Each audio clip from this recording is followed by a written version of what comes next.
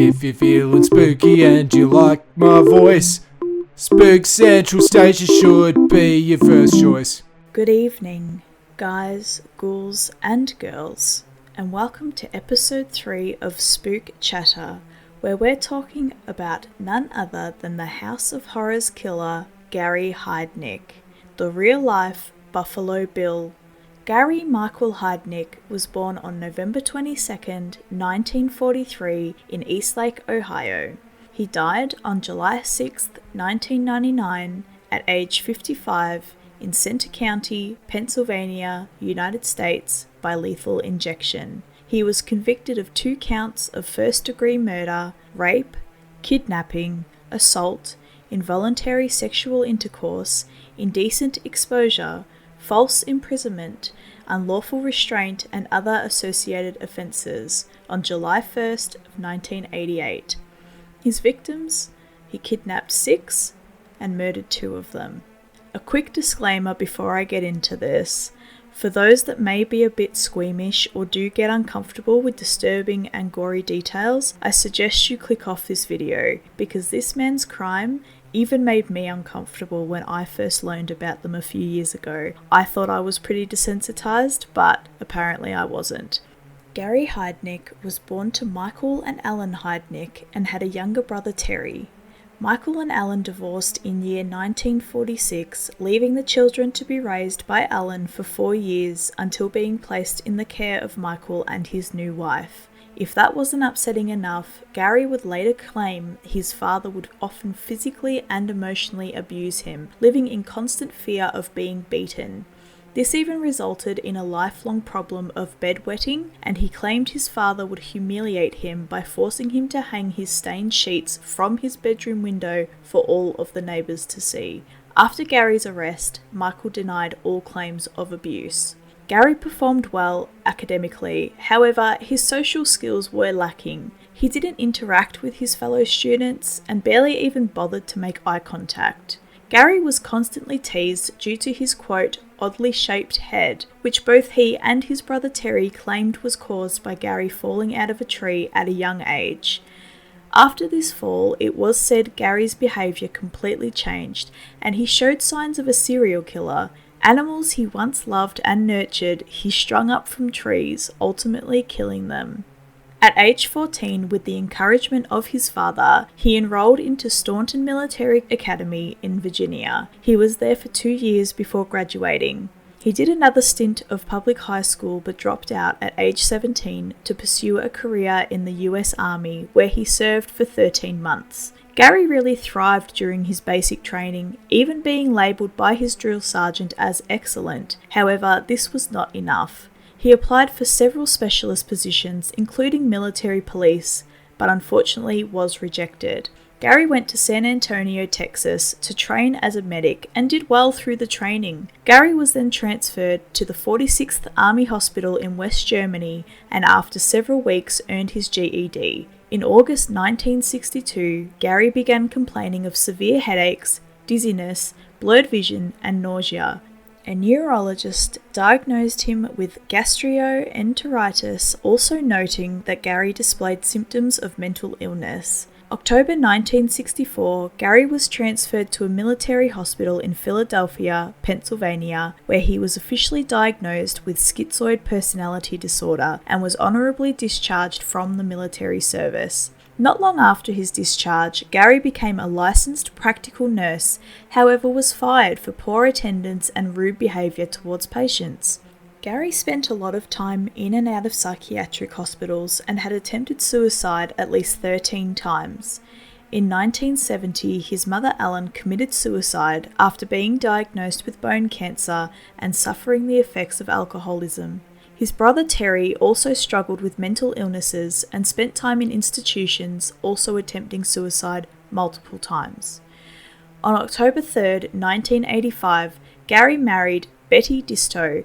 However, the marriage quickly deteriorated after she found him in bed with 3 other women. Betty accused Gary of repeatedly raping and assaulting her and also forcing her to watch him sleep with other women. Betty left Gary in January of 1986, and unbeknownst to Gary, he had impregnated Betty during their short marriage. Betty gave birth to a son named Jesse. Gary would go on to have 2 other children with 2 different women. His 3rd child was with a woman who was illiterate and mentally disabled. After their daughter was born of March 1978, she was immediately placed into foster care. Now that we know a little bit about his past, let's talk Gary's arrests and crimes.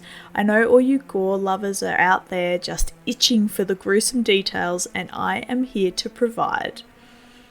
Gary's first legal charges were in the year of 1976 and was an aggravated assault and for carrying an unlicensed pistol. He shot the tenant of a house he offered for rent in the face, luckily only grazing it. In 1978, Gary was arrested and charged with kidnapping, rape, unlawful restraint, false imprisonment, involuntary deviant sexual intercourse, and interfering with the custody of a committed person. This came about as Gary had signed out Alberta Davidson, the sister of then-girlfriend and 3rd woman he had a child with, from a mental institution on day leave and proceeded to imprison her in a locked storage room of his basement.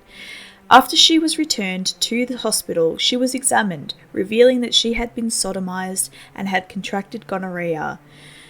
Gary's original sentence was overturned on appeal, and he spent 3 years of his incarceration in mental institutions prior to being released in April 1983 under the supervision of a state-sanctioned mental health program. After Gary's wife Betty left him in 1986, he was arrested again, being charged with assault, indecent assault, spousal rape, and involuntary deviant sexual intercourse. Trigger warning for all those still listening, this is where we get the very gruesome and truly disturbing part. On November 25th, 1986, Gary abducted a woman named Josephina Rivera. She was 25 years old, a mother of 3, struggling with a drug addiction, and was working as a sex worker at the time of the attack. Josephina was lured into Gary's home with the promise of money in exchange for sex. After the dirty deed, Josephina was putting her clothes back on when Gary approached behind her and choked her. He dragged her down into his basement, shackled her limbs together with chains, and sealed the bolts with superglue. Gary beat Josephina with a stick to stop her from yelling out for help and threw her into a makeshift pit he had made in the floor of his basement. If you haven't already picked up the Buffalo Bill vibes, here it is. He boarded up the pit and sealed her in. The only light that would shine through were from the cracks between the wood covering overhead. On December 3rd, 1986, Gary abducted a mentally disabled woman by the name of Sandra Lindsay at age 24. He had impregnated her previously, however she had aborted the child, leaving Gary furious. He chained Sandra up in the same fashion as Josephina and forced the women to watch each other being raped. On December 23, 1986, Gary captured Lisa Thomas at age 19. Just to give you an idea of how little Gary was feeding these women, Lisa lost 40 to 50 pounds whilst being held in the basement. Deborah Dudley, age 23, was next to be kidnapped on January 2, 1987. Deborah was feisty and wasn't about to let Gary control her without a fight. However, when she fought back, Gary would savagely beat her. This created a divide and tension amongst the others, as when she disobeyed, he not only punished her, but the others as well. This was about the time Gary changed his routine. Rather than beating the women himself, he would appoint one of the women to be in charge while he was out. When he returned, he would ask the woman he appointed if anyone misbehaved, and if they had, he'd order the appointed to beat the others accordingly. If Gary wasn't satisfied with the report, he would give them a savage beating regardless. On January 18, 1987, he caught his youngest victim, 18-year-old Jacqueline Askins. Jacqueline was a prostitute and was quite small in size, so when Gary had sexual intercourse, he too strangled her and shackled her, however, had to use handcuffs for her ankles as she was so small. His first capture, Josephina, at this point, had been there for 52 days, and she began to win Gary's confidence over by displaying a higher level of obedience and loyalty, giving Gary the false sense that she actually enjoyed being one of his wives. As you can imagine, the living conditions were awful. He stopped forcing them to have sex with him, but forced them to with each other. He wasn't feeding them properly, starting out with bread and water to stale hot dogs or a peanut butter sandwich, until one day he overheard one of the women refer to a dog food ad, saying that even that dog food looked good enough to eat, keeping in mind that they were starving. So this gave him the brilliant idea to feed them dog food instead. If they refused to eat it, he would savagely beat them until they did. In February 1987, Gary caught Sandra moving the planks of wood that were on top of the pit the women were kept in. Gary didn't beat Sandra like he would have done previously. Instead, he handcuffed one of her wrists from a beam in the roof. Gary left her like this for days. He thought Sandra was pregnant with his child, so he attempted to force feed her bread. However, after days being left suspended in the same position, suffering from dehydration, not eating, and running a fever, Sandra lost consciousness. Gary approached Sandra's limp body still suspended in the air, hanging on by one wrist. He unlocked the handcuff, and Sandra dropped to the floor. Sandra unfortunately had succumbed to her torture. This is not where the horror ends. Gary, knowing fully well that he had a body to dispose of, decided the best way to handle Sandra's body would be to cut it up. However, rather than handling that himself, he forced the captives to play a part. He forced Jacqueline to cut off Sandra's arms. Gary shockingly started to blend up Sandra's body and began feeding it to his dogs and the women. The body parts that wouldn't fit in the blender he would cook on the stove. Neighbours began noticing the horrid scent and had called the police on Gary. A young patrol officer appeared at Gary's home of 3520 North Marshall Street. Gary claimed that he had burnt a roast and sent the officer away. At this point, Gary's schizoid personality disorder began to worsen and he started to get very suspicious of the women, convinced they were plotting to kill him and escape. Gary had discovered the women could hear his footsteps, so they knew when he was coming down the stairs or if the car was pulling in and out of the driveway. Gary's resolution to this problem was to jam screwdrivers in their ears to damage their eardrums. Now when they disobeyed, he would show the captives Sandra's remains that he kept in the refrigerator. He hung them up similar to how he had with Sandra and gagged them so they couldn't conspire. But Deborah was still defying him and Gary was not having this behaviour anymore. He filled the pit with water, stripped the insulation off a live wire and pushed Jacqueline, Deborah and Lisa into the water. He then proceeded to electrify their shackles. Unfortunately, this was the cause of Deborah's death. She shook uncontrollably and collapsed. Upon checking, it was confirmed she had passed away. Gary hadn't forced Josephina into the pit with the others, as he was under the belief that she was now his ally, as she had assisted with the electrocution of the others. Gary also forced Josephina to write a letter stating that she helped him punish the others. He made her sign the letter and advised her, "If you ever go to the cops, I can use this as evidence that you killed Debbie." Josephina had played Gary, convincing him that she was now on his side and that she wasn't going to run away. He took her out to restaurants and shopping trips, however still constantly reminded her of the letter she wrote and signed, advising her if she was ever caught, he'd plead insanity and she'd be the one locked up, not him. Gary disposed of Deborah's body in the woods with the help of Josephina. Gary was now looking for a replacement. He and Josephina drove around the streets of Philadelphia until they found another sex worker. On the 24th of March 1987, Gary's last victim, Agnes Adams, was taken home and in the same fashion as the others, after sexual intercourse, was getting dressed when Gary strangled her and dragged her down to the basement in handcuffs. Josephina was not down in the basement with the other captives, she was upstairs in the kitchen. Later that day, she had finally convinced Gary to let her see her children, with the agreement that she would bring him back another captive, or wife, as he was referring to them as. Gary reluctantly agreed, knowing that his plan to procreate with many women was failing and he needed new blood. Gary dropped Josephina off at her apartment later that evening, telling her he would pick her up later at a nearby gas station. Josephina knocked vigorously on the door to the apartment she shared with her boyfriend Vincent. He was surprised to see her since she'd been gone for 4 months, assuming she had run off. She began telling Vincent her story and he had thought she'd lost her mind. However, after begging Vincent desperately to call the police, he did.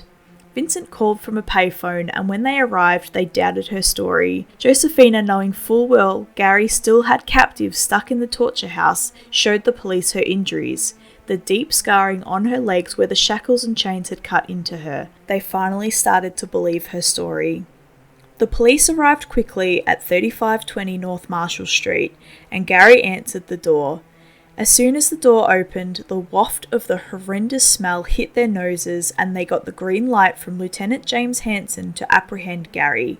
The officers headed straight down into the basement where the women were kept, where they were finally freed.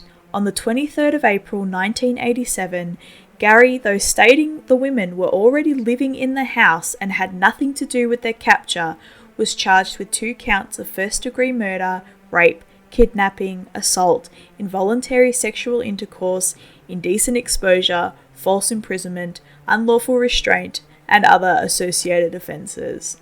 Among the evidence presented, all of the women Gary kept prisoner gave testimonials against him. Josephina gave a graphic recount of Sandra and Deborah's murders, even admitting to assisting in the electrocution of Deborah. Gary tried to play the insanity card. He had doctors and psychiatrists evaluate him. However, due to his lawyer trying to place the blame on Josephina for the deaths of Sandra and Deborah, the judge presiding over the case told the defense that if Gary was capable of enlisting help with the crimes, he was not insane. The mass amount of $500,000 Gary had accumulated over the years also assisted in proving his sanity, as his financial advisor was brought in to testify, stating Gary was a shrewd investor. On the 1st of July 1988, Gary Michael Heidnik was sentenced to death and transferred to the State Correction Institution in Pittsburgh. Gary was executed on the 6th of July 1999 by lethal injection. As nobody collected his body, Gary was cremated.